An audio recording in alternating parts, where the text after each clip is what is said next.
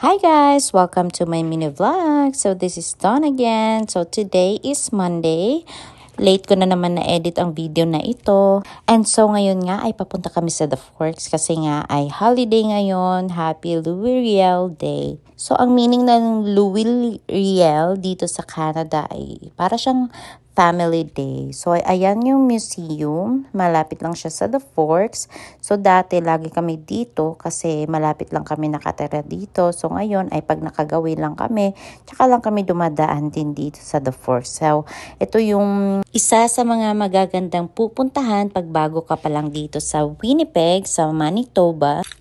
Kasi dito ay meron ng kainan, meron ng park, meron ka ng river kung gusto mong magtatambay-tambay sa gilid ng river. So maganda dito. At ayun na nga ay ang baby ko ay nakabalot siya kasi first time niyang lumabas ngayon na nakakarga lang siya sa amin kay daddy. So napaka-cute ng baby namin. At ayun na nga, ay samahan nyo kami maglalakad-lakad dito sa The Forks para makita nyo din yung view kung gaano siya kaganda. Ano siya?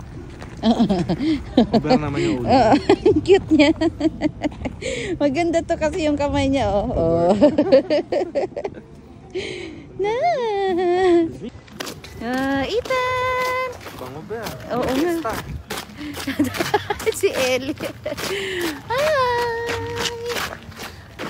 Ethan! Yeah. Dito tayo, nak. Dito tayo. So what's this? No jumping. What's this? I don't know. Oo nga. Family Day ba? Oo.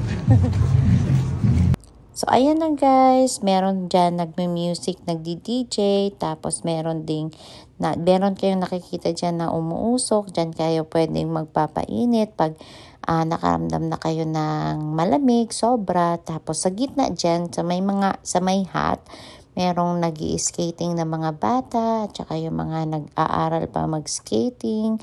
Gusto nga sana ni Ethan mag-skating kaso sabi ko, wag na kasi baka mapilayan pa, hindi pa siya marunong. So, ayan guys, dito yung magpapainit kayo. Ang dami, sobrang tao kasi dito talaga ang pasyalan ng karamihan pag gusto nyo mag-aaral mag-skating. Tapos, ayan, pumasok na kami sa loob kasi sobrang lamig sa labas. And naawa kami kay Alicia kasi sobrang lamig at saka first time pa niyang lumabas ngayon na nakakarga lang at saka yeah. Pero nag-enjoy naman siya, hindi siya umiiyak. Sa loob ng jacket niya ay mainit siya.